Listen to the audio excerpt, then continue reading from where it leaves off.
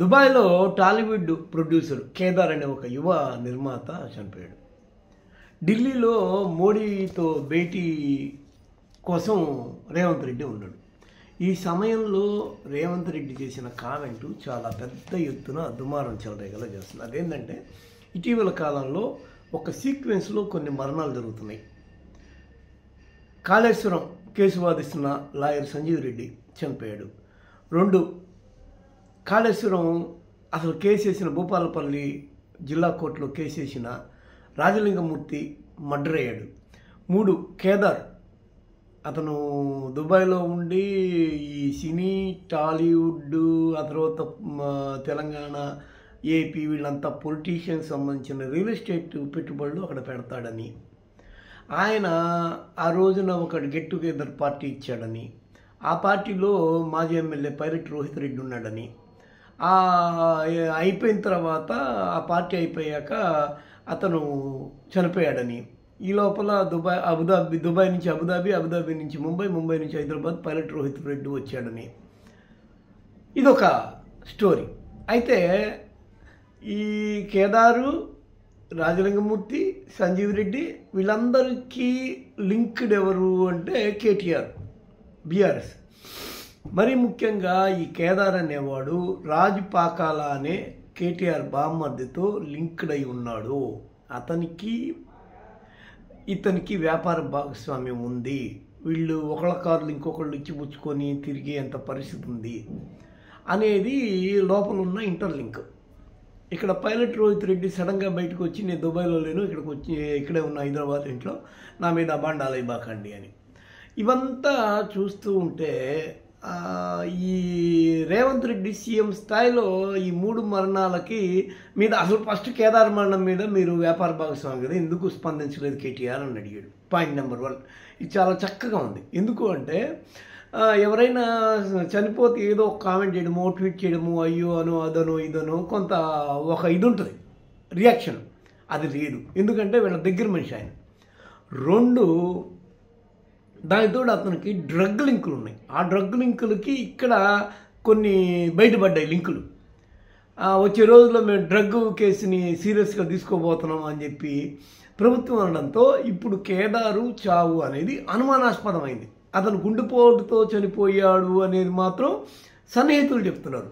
గుండెపోటుతో చనిపోయినప్పుడు అయ్యో అనో లేకపోతే పాపం అనో లేకపోతే ఏదో ఒక కామెంట్ ఉంటుంది కదా, అది ఎందుకు లేదు. 2వది ఈ రాజలింగమూర్తి చనిపోయాడు. ఈయన నిన్న వచ్చింది హీరింగ్. డైరెక్ట్గా కేసీఆర్ యొక్క తరఫు లాయర్ అన్న మాట ఏంటంటే పిటిషనర్ చనిపోయాడండి అని. పిటిషనర్ చనిపోయిన దానికి రిఫర్ చేసి మళ్ళీ తిరిగి జిల్లా కోర్టుకి వెళ్ళి అసలు పిటిషన్ని ఒరిజినల్గా తీసుకుందాము, ఈ పిటిషనర్తో మనకు పని లేదు అని చెప్పేసి పబ్లిక్ ప్రాసిక్యూటరు వాదించాల్సి వచ్చింది ఎక్కడ హైకోర్టులో. అంటే పిటిషనర్ చనిపోయాడు అని చెప్తే కేసు క్లోజ్ అయిపోద్దేమో అనే ఒక ఆలోచనతో ఈ మాట అన్నారా? ఇది ఒక పెద్ద మీకు డౌట్ఫుల్గా ఉండే ఒక కామెంట్. ఇప్పుడు ఈ కేదార్ అనేవాడిది ఇక్కడ చూస్తుంటే భయ్యా మన సంగతి ఏంటి భయ్యా అని ఇక్కడ రాశారు చూడండి. ఆంధ్రజ్యోతి చదివితే నిర్మాత కేదార్ ఆకస్మిక మరణంతో అగ్రహీరోల్లో ఉలికిపాటు, దుబాయ్లో నిర్మాణ స్థిరాస్తి రంగాల్లో కేదార్ వ్యాపారాలు, వాటిలో 100 కోట్లు పెట్టిన హీరోలు, నిర్మాతలు, దర్శకులు, పెట్టుబడుల వివరాలు తెలియక వారిలో ఆందోళన. అంటే ఒక కేదారు మళ్ళీ 100 డౌట్స్. దీనికి కేటీఆర్కి, కేటీఆర్ ఫ్యామిలీకి ఇది ఒక సీక్వెన్స్. ఇప్పుడు డౌట్ ఏంటంటే నవ్వుతూ హాయిగా మీసాలు లేకుండా కుర్రాళ్ళలాగా తిరిగే కేటీఆర్ ఇంత భయానకమైన ఒక మిస్టీరియస్ డెత్ల వెనక ఉన్నాడా? లేకపోతే ఈ రేవంత్ రెడ్డి ఎందుకు ఆ మాట అన్నాడు? ఆ 3 మరణాలు అనుమానాస్పదం, ఏటి మీదో విచారణ కమిటీలు ఏమని సిబిసిఐడికి అప్పచెప్పమని అంటారు కదా, వీటి మీద వీళ్ళు ఎందుకు విచారణ అడగలేదు, రియాక్ట్ కాలేదు? ఏంది దీని వెనక ఏముంది? ఈ సైలెన్స్ వెనుకున్న వైలెన్స్ ఏంటి? వరుసగా ఈ మరణాలు సంభవించడంలో అప్పుడెప్పుడో వామన్ రావుది కూడా ఇట్లాగే జరిగింది. ఆ దంపతులు ఏంటి అనేది ఇప్పుడు ఈ రేవంత్ రెడ్డి సంధిస్తున్న ఈ ప్రశ్న వెనక చాలా పెద్ద ఎత్తున అనుమానాలు కనిపిస్తున్నాయి. ఒకవేళ అదే జరుగుంటుందా, జరిగితే పరిస్థితి ఏంది?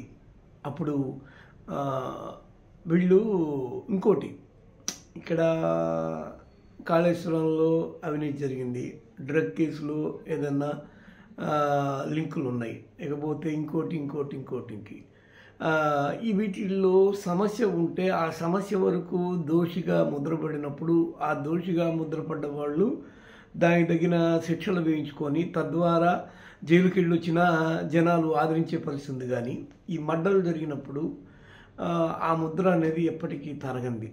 అలాంటి ముద్రలు వేయించుకోవడానికి కేటీఆర్ సాహసిస్తాడా, లేకపోతే బీఆర్ఎస్ సాహసిస్తుందా, లేకపోతే హరీష్ రావు, కేసీఆర్ వీళ్ళందరూ అలాంటి యత్నం చేస్తారా? ఎందుకంటే పబ్లిక్లోకి ఇప్పుడు ఈ మిస్టరీగా మరణాలు అని ఇతను అనడంతో ఇది నేషనల్ వైజ్ న్యూస్ అయిపోయింది. అతను మళ్ళీ చనిపోయింది ఎక్కడ, దుబాయ్లో, ఇంటర్నేషనల్ న్యూస్. దాని వెనక వాళ్ళు కొన్ని కూపీళ్ళు అవుతారు. దీనివల్ల ఇంత ఇంటర్నేషనల్గా ఒక సమస్యను తీసుకొచ్చి ఇంత చదువుకొని 10 ఏళ్ల పాటు అధికారంలో ఉన్న ఈ పార్టీ అధినాయకత్వం ఇలాంటి ఒకనొక డౌట్ఫుల్ సిచ్యువేషను తీసుకొచ్చి పెట్టుకుంటుంది. ఇప్పుడు రాజకీయాలంటే కాళేశ్వరాలు, తోటకూర చాలా ఉంటాయి బారుగా. వాటిల్లో వెనక ముందు కమిషన్లు, సూట్ కేసులు మారడాలు, అవి ఇవి బొచ్చిబోల్డ్ ఉంటాయి. వాటిని తీసుకొచ్చి వీళ్ళు ఇప్పుడు పెద్ద ఏప్రిల్ 20న ప్లేనరీ పెట్టాలంటే ఎక్కడి నుంచి వస్తుంది డబ్బు? ప్లేనరీ ఎలా చేయాలనే ఇప్పుడు ఏప్రిల్ 10న సమావేశం చేసుకోవాలి. రాధాకృష్ణ అన్నట్టు స్కిల్ డెవలప్మెంట్ కేసులో ఏమన్నాడు, పార్టీ కోసం ఖర్చు పెట్టేది అయితే అవినీతి సొమ్మైనా పర్లేదు, ఎందుకంటే డబ్బులు ఎక్కడి నుంచి వస్తాయని. అలాగా చేసుకుంటారు అని చెప్పి అనుకుంటారు. ఆ కమిషన్ తీసుకుంటారు, అది ఇదని ఎంతో అయింటుంది. కానీ ఇలాంటివి ఈ మరణాల వరకు వాటిని సాగదీయడం అనేది పార్టీకి కానీ వాళ్ళకి కానీ కరెక్ట్ కాదని వాళ్ళకి తెలుసుంటుందిగా. లేపేంటి సార్ చూసుకుంటామని ఎంత ఎవరైనా లాయర్లు పక్కనున్న వాళ్ళు రెచ్చగొట్టినా పరువు అనేది రెండో రకంగా పోద్ది కదా. అంటే ఇంకొద్దిగా ఎక్కువ వివరాలు బయటకు వచ్చి ముద్ర గట్టిగా పడుతుంది. ఇప్పుడు ఫస్ట్ అటెంప్ట్లో ఎట్లుంటుంది అంటే, మీరు ఏదైనా ఒక సమస్యలు ఇరుక్కుంటే పోనీలే పాపం ఇరుక్కున్నట్టు తెచ్చి తెలుకో, లేకపోతే పోన్లే అని అనుకుంటారు. ఆ సమస్యని తప్పించుకోవడానికి నువ్వు చేసే రెండో తప్పు అనే దాన్ని క్షమించరు. అదే ఇక్కడ జరుగుతోందా అని అనిపిస్తుంది. మరి చూడాలి పూర్తి వివరాలు ఎలా ఉన్నాయో దీని వెనుక.